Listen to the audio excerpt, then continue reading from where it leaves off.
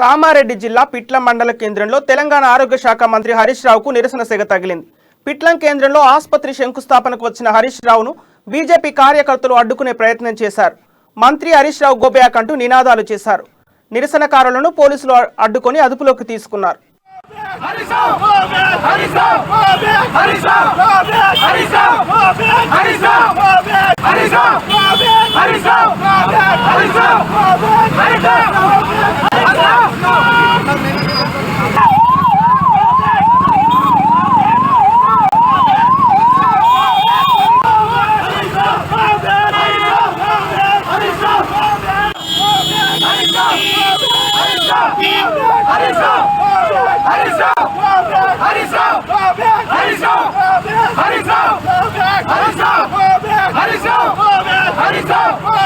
Harish Rao!